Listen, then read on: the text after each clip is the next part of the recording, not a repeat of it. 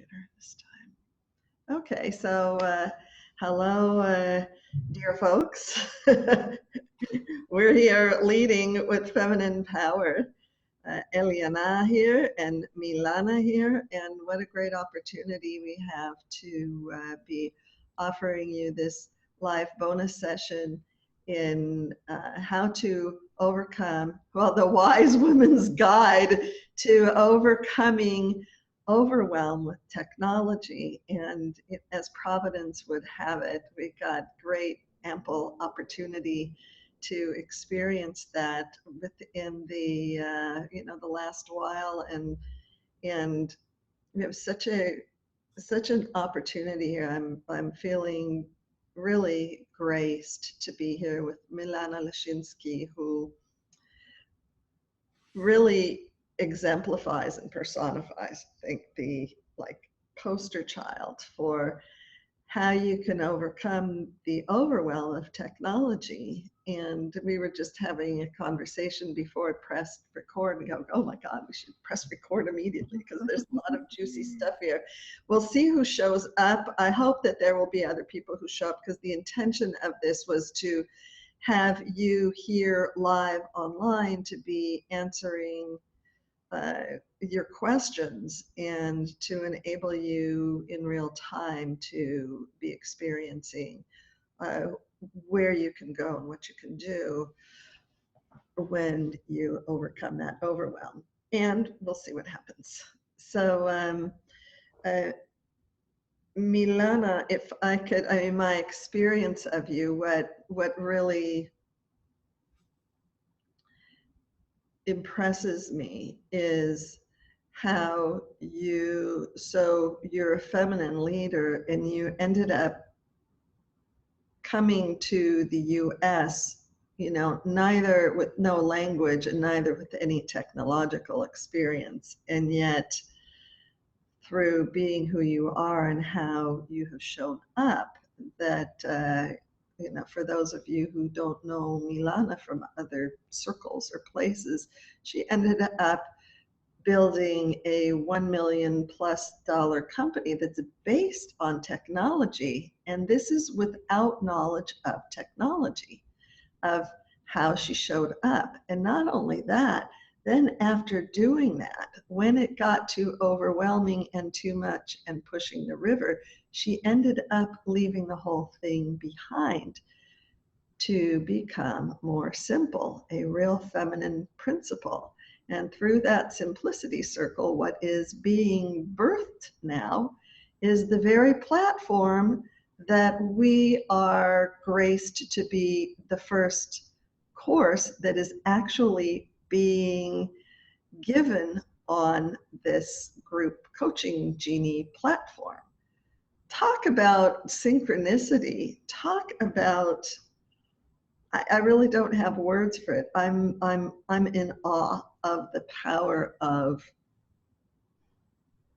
I call it feminine power and feminine leadership. Call it whatever you want, but what I mean by that is that that there's something so much larger than what our minds cognitively can imagine. And that feminine power, which is the creatrix, that womb space, allows for something so much larger than any one of us can imagine. And for me, the grace of technology is what we have accomplished in, let's say, 3,000 years of this last human era is our technologies. And now we're at the extreme end of that. And the feminine power, spiritual power, whatever you want to call it, is coming back up, I believe, to allow us to, whatever is next that none of us knows, to incorporate the technologies with our inner knowing. And so that is what I would like to address in this session today. First, I'd like to ask you, Milana, how is it that, like, if you take yourself back from, when you when you left Russia, the ex-USSR, and came to the US not knowing English, and just your trajectory. How is, if you look at what you built, I'm not speaking from the usual perspective of if we'd listened to an interview, really from the place of who you are. I'm very curious, how did you bring yourself, or, what were your, how did you show up? Who were you between you and how you showed up that allowed for you to dare to take those steps? Yeah. First of all, thank you so much for having me and for being the first group and the first group leader that I'm honored to work with on group coaching. Jeannie, I hope this recording right here is going to become part of the history of group coaching, Jeannie. Right, we're history. Yes, definitely. I think it's the benefit of the age to begin with, the fact that I came when I was 19. And I didn't know what to expect and what my life would shape up like here. But I do remember being extremely scared and upset that I had to abandon music, being a musician, a classical musician, to something not only unknown, but completely foreign to me, because I had never seen a computer in my life until I was in my 20s. I was hoping to pursue music career. And as I'm looking back now and connecting the dots, looking back, I think the reason I was upset is because, not because I was switching from music to business or music to computers, but because my identity was musician. Everybody has an identity that they associate themselves with. And at that time, if you ask me, tell me about yourself, I would say, well, I'm a musician. I teach classical music. My major in college was music theory and history, and I'm an educator of music. I lived, breathed, slept, existed on music. Suddenly, I didn't. And that was the moment of like the breaking away from my identity that I already had of myself to not being that anymore. If I'm not a musician, then who am I? And being 23, 24, I think the transition happened very quickly. I think maybe now it would have been a little harder. Although I watched my mother, who came to America at 39, by the age of 50, she became a computer programmer. Voila. Never Wow. had seen a computer in her life either. So it's maybe. How do you think she was able to do that? The way she described it is the first time she went for computer classes, she failed. She didn't know what this was. She couldn't figure out, conceptually, she didn't understand what a computer did. And with that knowledge, she came to start learning programming. So of course it didn't work. She left. She went for bookkeeping classes and she became a bookkeeper, which is very similar to what she did in Ukraine. When she learned English and she learned to understand what is a computer, then she re-signed up for programming courses. Wow. The second time she succeeded, got a job. The way she described it to me was, this is what I was born to do. I just didn't know. She was really enjoying the logic, the programming, the putting the puzzles together, creating the code, watching it work. If it didn't work, she would try to figure out why it didn't work, trying to troubleshoot. She really enjoyed it. She just retired 6 months ago. She really misses it already. Yeah. That's, well, I'm having a memory come up when you're speaking about your mom of being in junior college. Before I went to university, I went for a semester because I graduated high school early. And one of the courses I took, I don't know how I took that course, was Fortran. It was like Oh, I remember that. so far from anything I would have known.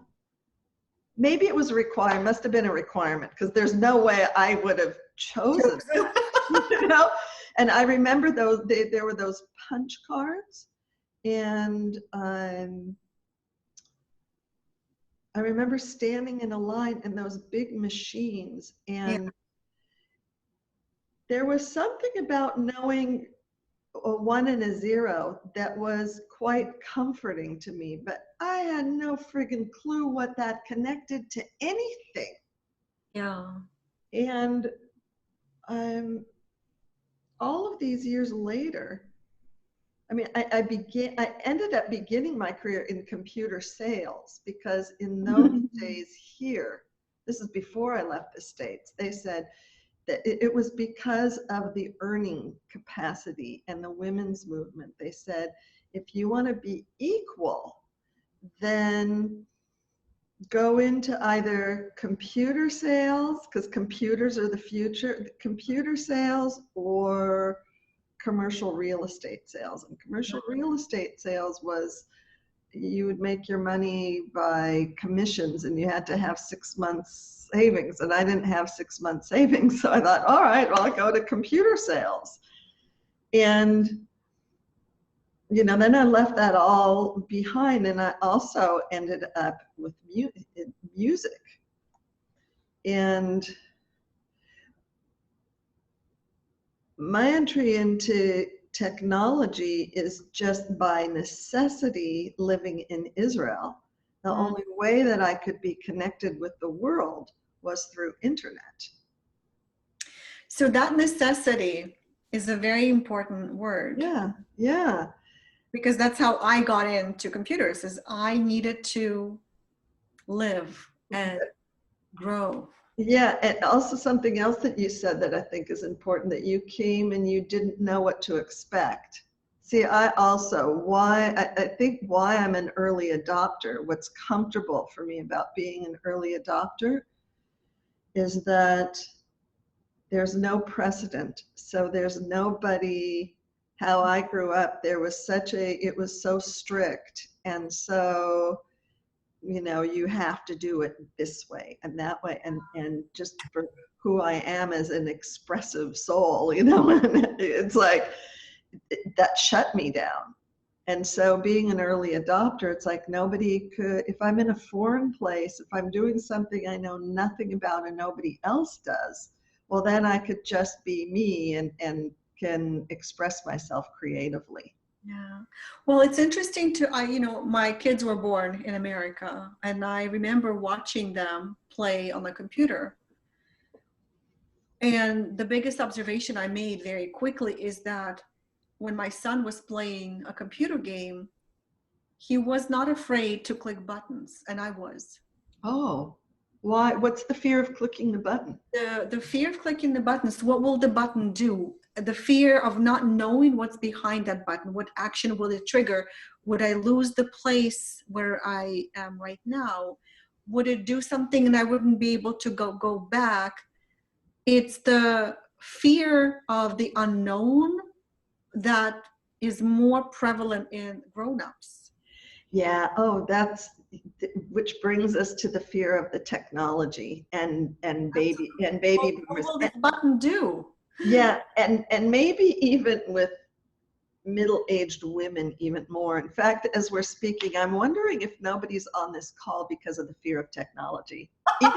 Even being in this conversation, it's like, oh no, it's too techie for me. Well, and it's fine. We know everything is happening the way that it should.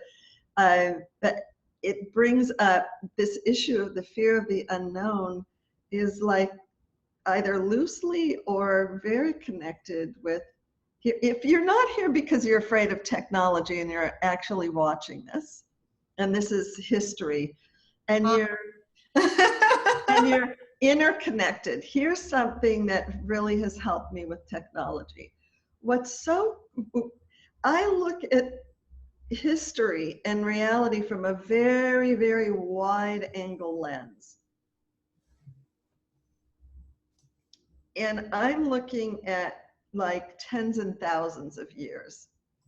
So even this modern age, which I consider like from biblical times, you know, when we started writing things down till now, it's about 2,000-3,000 years, depending on how you want to count.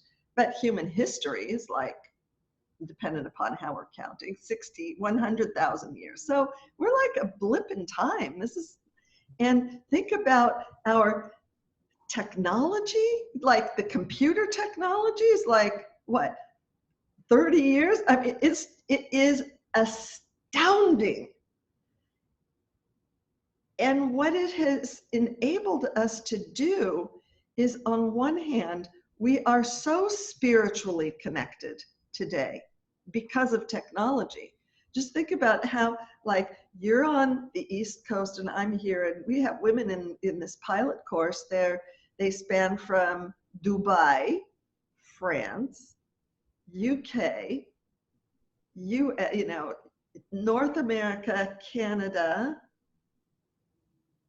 and someone from Australia who's interested, you know, like almost all of the continents. That could not happen before, and we are communicating intimately. So it gives us this immediate intimacy, and at the same time, we have never been more disconnected from ourselves. Because, and it's like, so we're seeing there's our cognitive reasoning, and the technology is cognitive. It's those 1 and 0s. I've never actually enunciated this before verbally.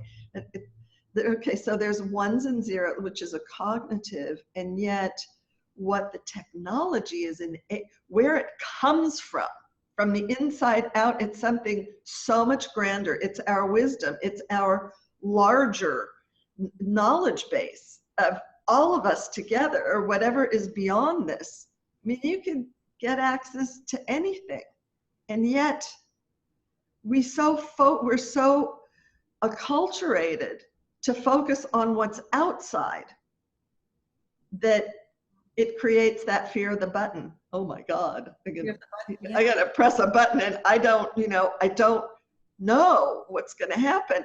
And it's like, it happened, guys, like within the last 24 hours. Yesterday, I went to update, well, I added in the recording from yesterday's question and answer, and then I added in the this session in the system and saved it, and then lo and behold, the welcome page was gone. I wanted to die. Only I've gone through that so many times, and we are here in this pilot course, right? Lead from Feminine Power. Hello. And it's just, there's such synchronicity here that it helped me go, okay. And I had to leave, and I'm like, all right, so how am I going to I hope you were able to sleep, because I woke up and I saw your message and I jumped up. Now, I'm going to go yell at the development team. But you know what my lesson was, Milana? Because I knew you'd respond, and you are so gracious. You're just like, I'm astounded by your graciousness and your abundance, and your, how committed and how much you're showing up. That's like friggin' amazing. That I'm like, it brought in all this stuff about human relations. It's like, well, I don't want to overwhelm her, except, my God, I'm responsible to the people in this pilot. I mean, they're here, and I'm freaking out with the technology, and they just got in, and you guys don't see, we've been on like 10 hours a day between us to get you guys in. And is it that they don't know? And so is it a bug, or is it that they just Right. don't know? And then And it's see feminine leadership and the empowering. typical reaction that we get as users is, oh, we did something wrong. Yeah. Except in this case, this is my software, so I did something wrong. And look at it. It's like, I think that's the benefit that we have, that we all have here. And what's so cool, it's like you're a developer of a software, you know, and a platform kind of thing, you know, that's like a foundational thing. And I'm the creator of this like foundational, maybe management of life software, you know, of like a whole different approach to showing up and leading. It's like, who the fuck am I to be daring to do this? It's like, because it's just like off the grid, you know, not a common thing either. So there's so much unknown. And then there are the ones who, you know, you who are participating, who are also off the grid because you're a pioneer, you're daring to say yes to something that everybody, that all of us is daring to say yes to something that we don't know. And we're trusting, we're actually all trusting in the unknown on multiple levels. And to me, that's the brilliance of this feminine leadership. Again, of lack of a better word, I don't mean woman, man, and I don't have any politic or any dogma here that I'm trying to prove. It's just literally, it's for lack of a better word. But not but. How, like, I would love, and if you're watching this afterwards, please, you know, it's like, what freaks you out about technology? What I was envisioning, if I had any envision, because I really didn't. Like, I was envisioning that, you know, everybody would be on the call and you go, oh my God, but I couldn't get into this, or I don't do that because I'm curious, you know, what don't you do because of your terror of technology? Yeah. And I was going to say, you know, even as I switched from music major to computer systems, first to business administration, then I realized that doesn't do anything for me, switched to computer information systems. I remember taking programming classes, and the kind of thoughts I had in my mind was like, okay, well, what can I do with this? How do I use this? Okay, so I can write this code and it can calculate this formula, but what can I do with it? It wasn't until I took a class in web design that I saw, oh, I can create beautiful pages where people can click buttons and stuff happens. Suddenly I saw an application to my skill. And so I bring the same mindset to all of the technology. Is like, what can I do with this? A lot of people, and we talked about that a few days ago with you, a lot of people will look at some system software and they'll try to figure out how to use it. And that can be overwhelming. Well, that was for me because Milana put out, you know, in her group, you know, she was beta testing this, and I was at a place where I was planning to launch the 3-month course, which I hadn't taught in almost 3 years. At 3 years online, it's like dinosaurs. So it's like, all right, how am I going to run this? So, you know, I thought, oh, there's a match made in heaven. Why don't I just use that beta test for this course? Only whenever I came in, you must have given intros or something, and I came in maybe at the very end. So I wasn't privy to that. And so I just went in and, you know, found my own. It wasn't just button terror, because I really didn't even see buttons. It's that it wasn't terrified. What overwhelmed me was there was no facts. Isn't that interesting? It's like I allowed myself to play around a little bit. but then, all right, there's time and we have tasks and we do ABC, and there was so much to get done for the course itself and the marketing and the promoting and writing, you know, and the like, at that point it's first things first. So I got overwhelmed and I just left it. Now the thing is, because here's this issue of need again. I knew I would need something. Mm. So I didn't totally shut myself off. I'll take care, and maybe this is one of the skills that helps us overcome the overwhelm of technology. What I did that I'm seeing now worked for me is I didn't totally shut it off. Whereas other things that overwhelm me, I'll just go, bye, you know, and disappear and go in another direction because it's just too scary, or I don't know, or overwhelming, whatever. Yeah. This, I said, okay, too much. I'll take care of the more immediate thing first. And then when I was in the process of the course, even I know the technology I used before, but I knew I wanted to move forward. Otherwise,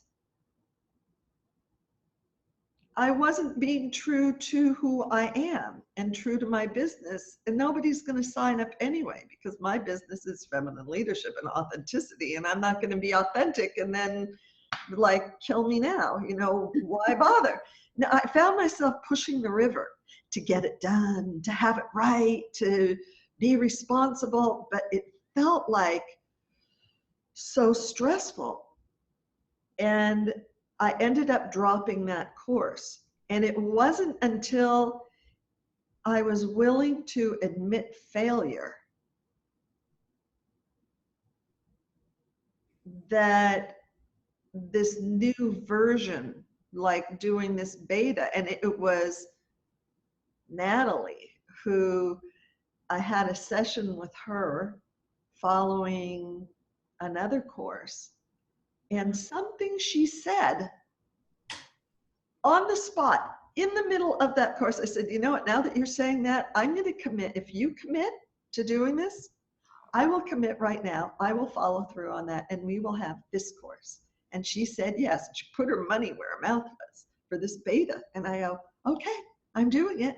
Wow. And the fact that Natalie said yes, and what I hadn't thought of it before, it was planned out, but it was trusting in the unknown, and it was trusting in the larger part of what the technology, like right now there's a connection. So it's not the physicality of the technology, the technology is allowing us to have this conversation, but what's occurring is the communication. That's the issue. And that was the important part. Natalie saying yes made me say yes. I didn't know how I was going to do it, what was going to happen. But that made me remind me, oh, Coaching Genie. I didn't even remember the name, but I remembered, oh, beta. You know what? Okay, so now it's 5 weeks. You know, now it's short. Now somehow I wasn't, just when I thought about it, I wasn't so overwhelmed that it was total shutdown. I was willing to give it one more try. And then I went to go find the link that you had given us for the beta, and I didn't find it. My mind went to, okay, I'm too late. I missed the boat. All negativity. I missed the boat. Can't do it. Who do you think you are? All the critical thinking. The things that we get. All the things that go on. But for some reason,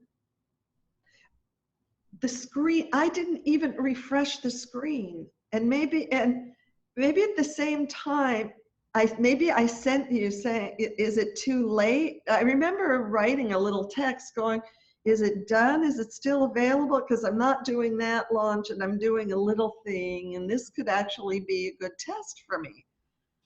but I don't see the link. And I felt so embarrassed to say, oh my God, I just wanted to crawl under a rock. But I pushed send and there was the link. And then lo and behold, you answered and go, you want to get on Zoom?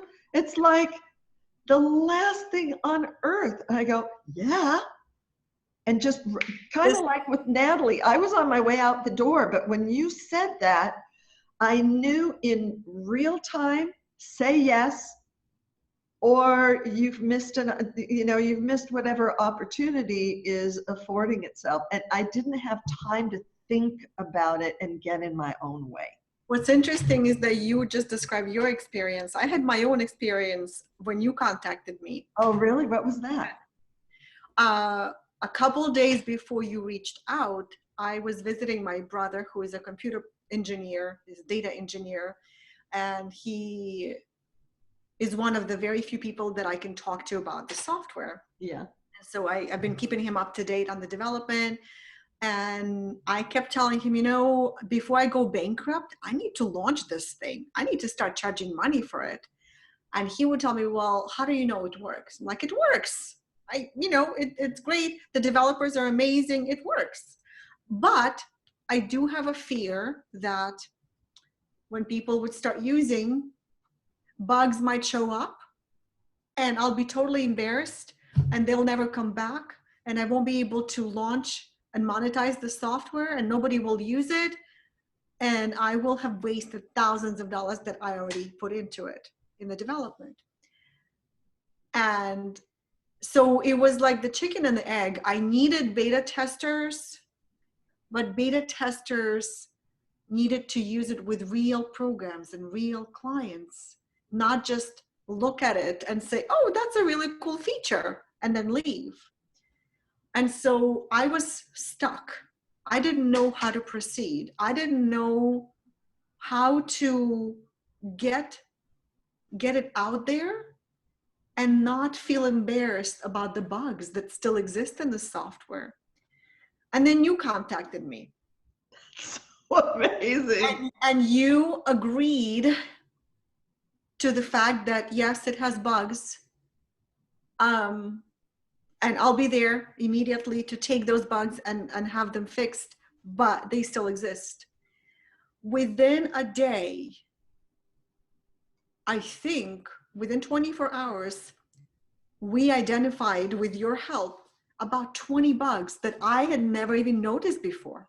Which astounded me. Because it was never tested in real life, like with real program, real clients. And you know what? And that brings us to this issue of wherever we're going to, an expansion and true prosperity, true leadership.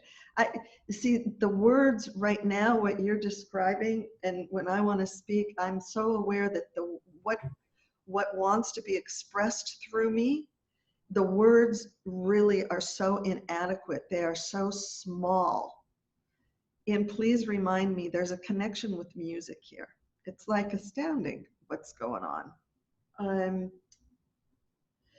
Because we'll go so far as if whoever is watching this, if you're really honest with yourself, I don't think I'm the only one.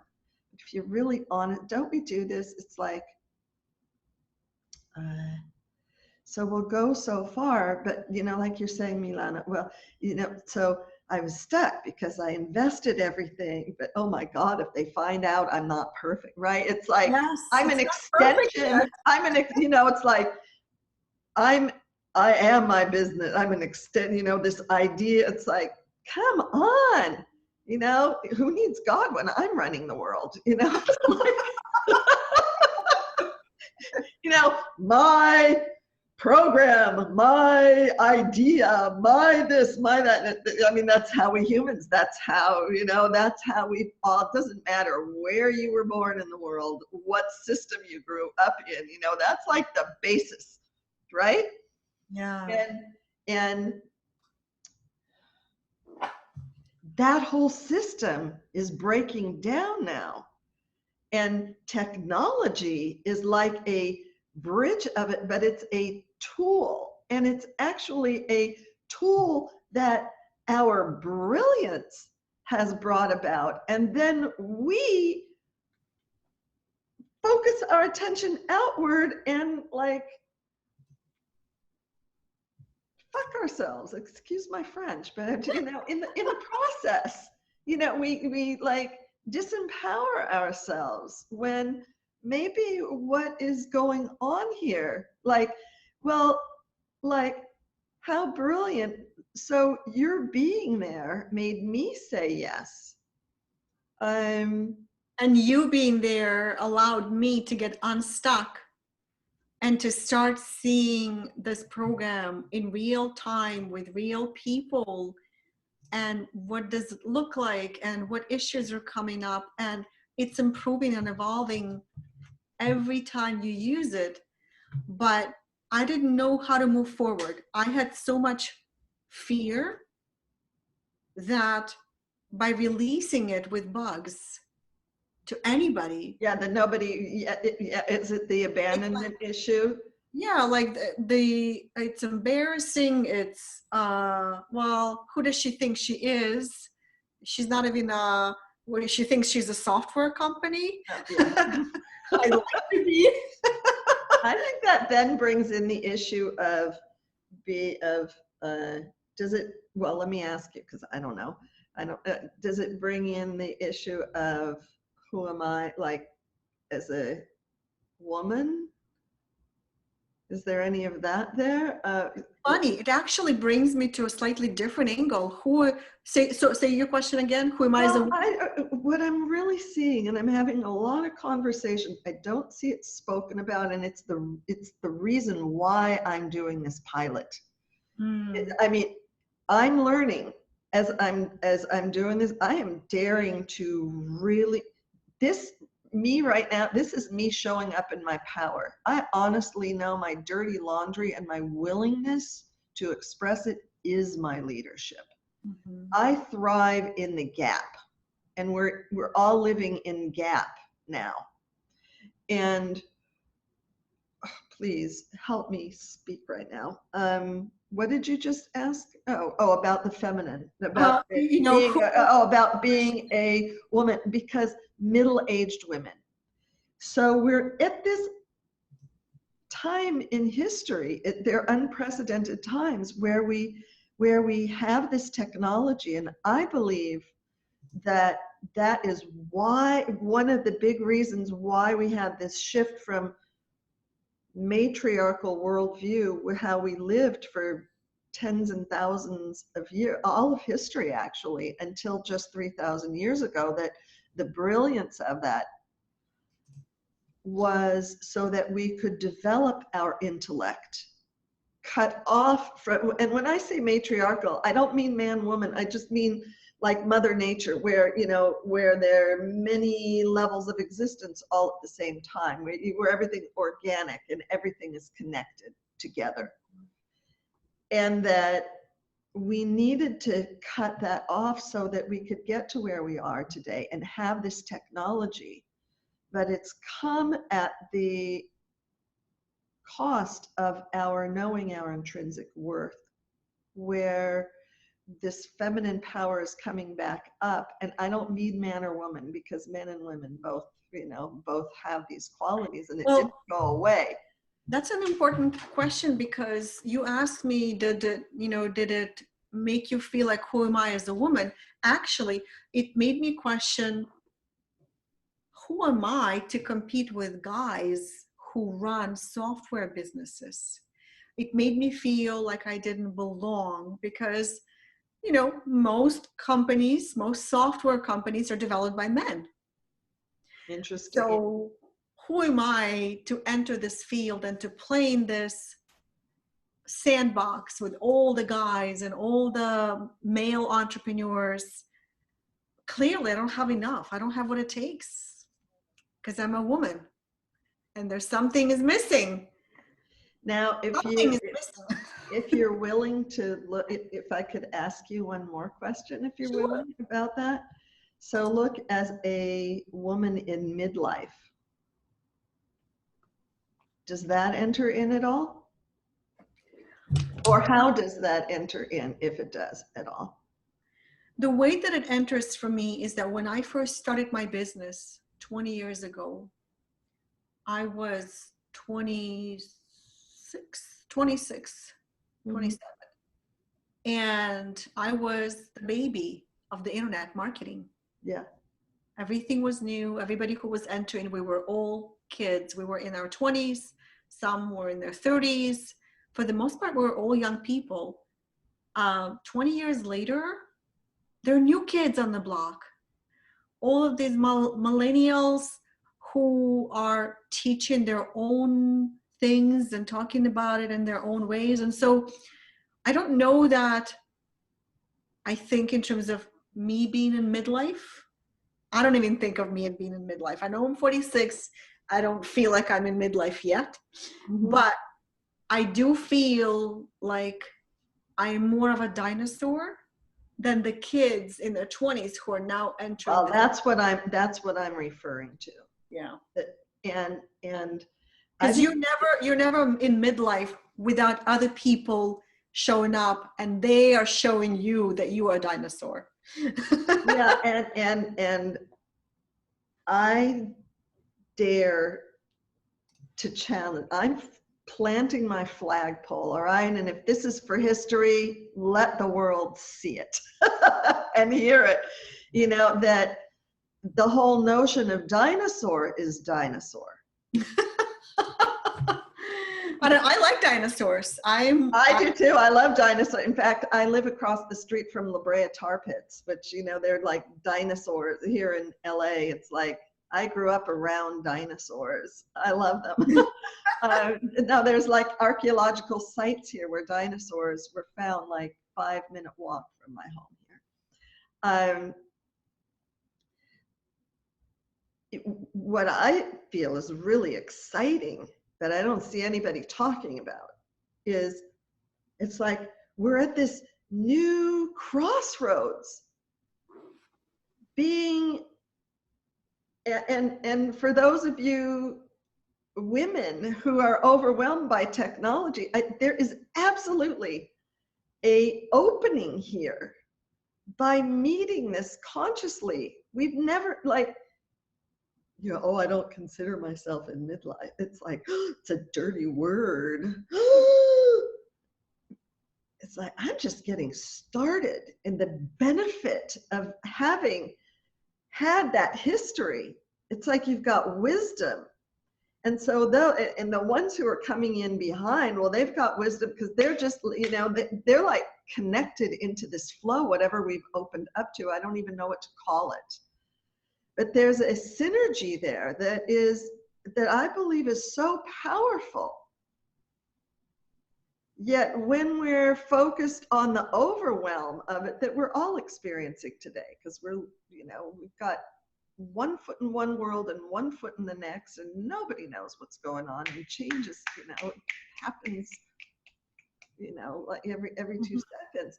But what will happen as we dare to live in this place of the not knowing and allow for,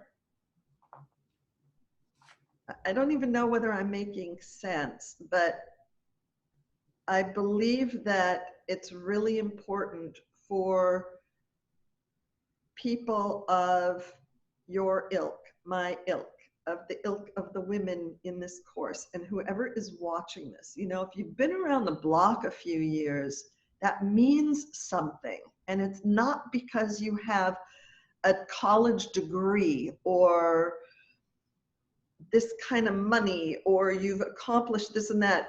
It's who you are makes a difference. And I wonder what will happen as we value that and bring that to whatever life is bringing us.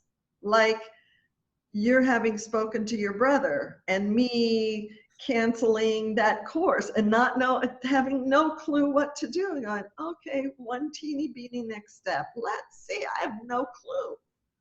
But that birthed this. It's being in the flow and allowing to accept the fact that when you don't know right now, it's okay. Wait until you know, because that means that some information is missing. One of my favorite quotes, I can never remember who said that. Um, if it feels good, do it. If it doesn't feel, don't do it. If you don't know, wait until you know. Yeah, if in doubt, don't. Yeah, but yeah, Right? it's so wise. Well, specifically, wait until you know, because if you don't know, if you're feeling confused, overwhelmed, it's because something else is missing. Something else has not entered your life. Like you entered my life at the moment when I was feeling confused, and I was scared of taking the next step of launching the software without knowing whether it's ready, because I've never done this before. This is new. I have never actually launched software before. I've launched products and coaching programs.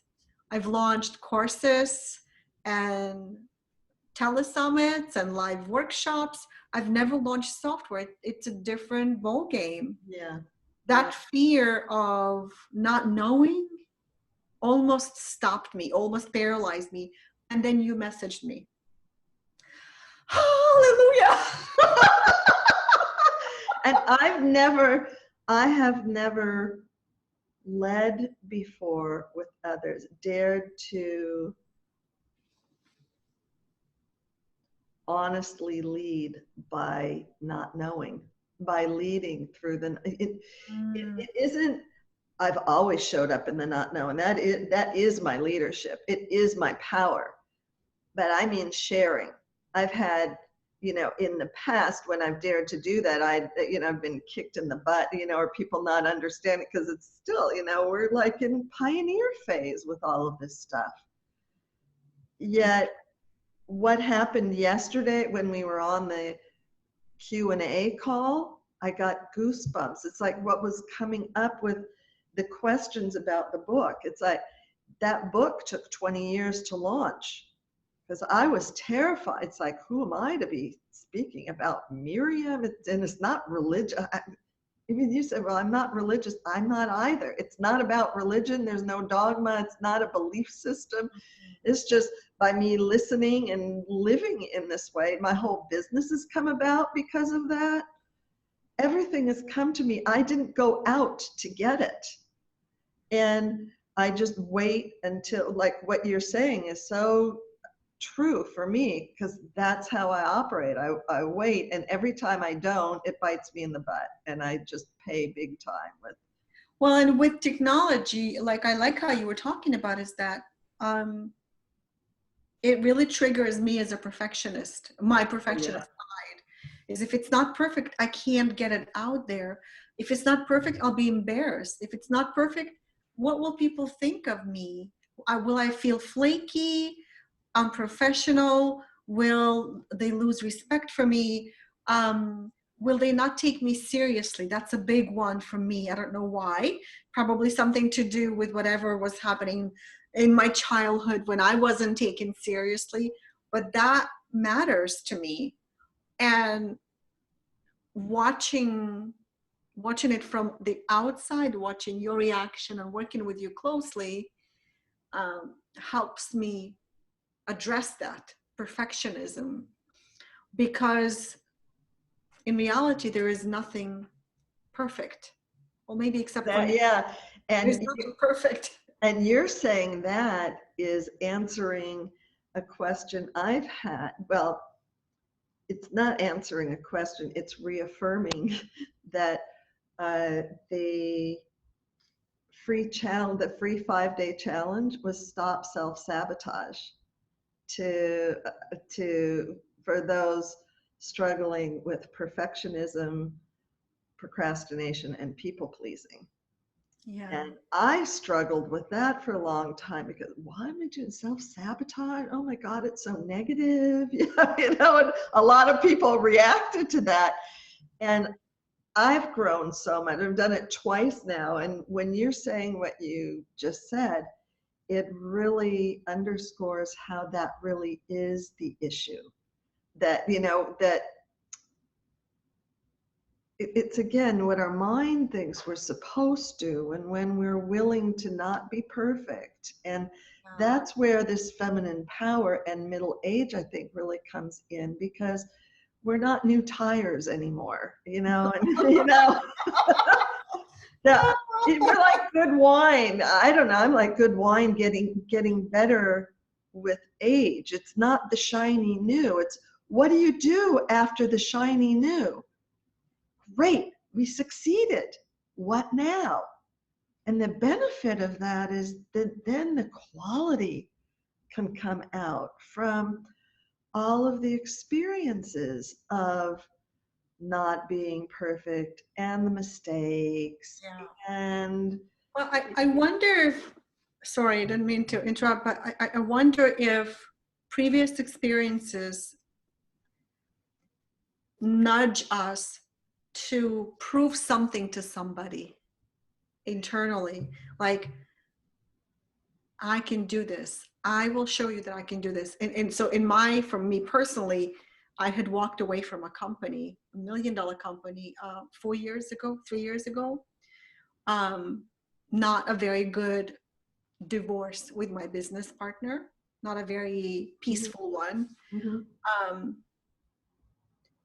And so it's almost like I have something to prove, but I don't want to come from that place. Right? I love the software development process, working with you as a beta tester. There's a bunch of other beta testers who are testing it on a different level for their courses.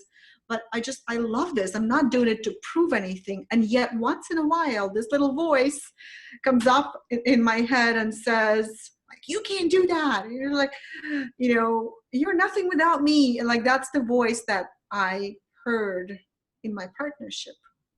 Oh, right. So then, no, I totally get it because I have similar things. And what's happening for me in this process is that I'm daring to show up in a different way. Like I'm looking at this that, you know, I'm a student, or you know, I have 30 years walking this path, but I've completed that. I can't go any further on my own. I know how to teach this stuff with my eyes closed, but I don't really, because teaching now means allowing for leadership. And I have no experience with that. I only have the kind of experience with leadership like you're speaking about, like bad divorces, one way or the other, you know, in the end, right? It's great during the honeymoon phase and it's all sexy and you may hide it, but you know, then because none of us has ever learned another way. It's like there's a leader and a follower, there's a winner and a loser. That's the system, you know, that's how we've been living.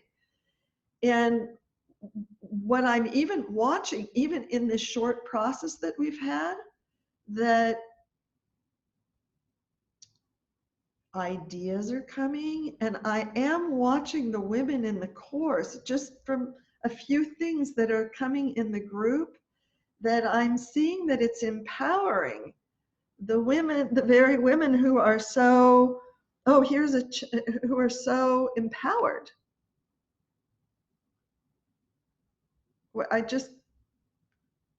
Are you, oh, whoops.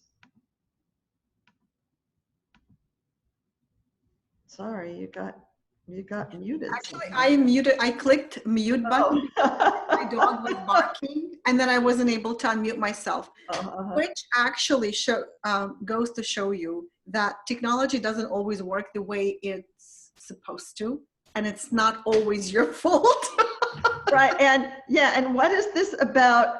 Let's use how about if we, all of us who are watching in this immediate constellation, and whoever for posterity and history is going to watch this in the future, what just if you would allow yourself to take this as a real life, real time example that technology and the thing isn't perfect either.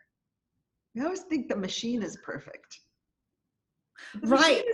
The machine is only there because we're the human beings who put it in, and we're not perfect. And there is no perfection. It's like, so how about if we debunk that whole thing, like right now? Here's a perfect example in real time. I think that's a good way to wrap up the call today. as I muted myself. I was unable to unmute myself, even though it was supposed to work. It didn't. The one last thing I will say is that the technology is supposed to serve us. If it's too complex, then don't use that technology. If it doesn't allow you or doesn't help you accomplish what you want to accomplish, then don't use that technology. Using technology for the sake of using technology doesn't make sense, right? Because it's supposed to help us simplify our lives, Yeah. not make it more complex. And I will close by saying that with that mindset and approach, this platform for me is, it's like I'm feeling safe using it. It's providing me with simplicity, even with all of the bugs, even with all of the stuff. Because I think that's how I'll finish. You know, when the welcome page disappeared, yeah, I did. I freaked out for a minute, but I then knew I had a choice. And I very consciously chose that I was going to trust, I was going to walk my talk. And instead of giving my power away to the technology, I was going to trust in the larger technology. And so, and I didn't lose sleep over it. In fact, I made a very conscious decision that I was not even going to think about it. And I did not. I did not. So is that what happens when you get into midlife? You actually gain control over your mind and over your thoughts? Because I'm not there yet. It's this approach. It's 30 years living in the Middle East. It's this. There's another way to approach whatever this approach that I'm in service to, that allows for you to go beyond cognitive to higher mind in the crack where it doesn't make sense, being willing to go out of your mind. And we'll have another conversation of technology and music. In ancient times, they were connected. They were connected. And leadership and music are together. And I have never dared say this on a recording out loud. This is for history also. They are connected. And this course is actually a pilot to dare for that to come back. And it's not me, it's this, I don't know what to call it because there aren't words for it. It's a larger paradigm, which is also part of the technology. And it's very, very simple. And yes, middle age and wisdom does. I don't care so much anymore because I think when I got to my mid 50s, when I got to 50, I'm like, yeah, now it's like yes or no, don't kid yourself. Then when I got to 55, it was like, what are you going to do? It gave me confidence. 60 is like, I'm a leader. I'm embodying my leadership. What it answers is that part of who am I? It's like, well, who am I not to? Because I know what I'm doing here. I have a legacy to leave. And if I don't show up now, it's like, I don't know, who knows what's going to happen. And with my elderly mother, it's like it puts things into perspective. And I wouldn't want to go back for 1 minute. I'm like this 62-year-old millennial. I love that. I have to go. I have an interview on a podcast. Yeah. It was such an enlightening conversation. That was wonderful. And, thank you it is my honor so much. Part of this and watch each other grow in different ways through moving gracefully through the overwhelm of technology and perfectionism. Yeah, and as we do that, it will be very exciting in the future to look back at this and to see how we all benefited and grew and won together, because that is what is happening here. We are all in the process of prospering, and it's easier because we're in this together. Yes. Thank you so much. And thank you guys for watching. And I'm looking forward to your feedback, questions, ideas, whatever this whatever comes up. Yeah, we'll see what transpires from here. Bye, Bye. Bye, Elena.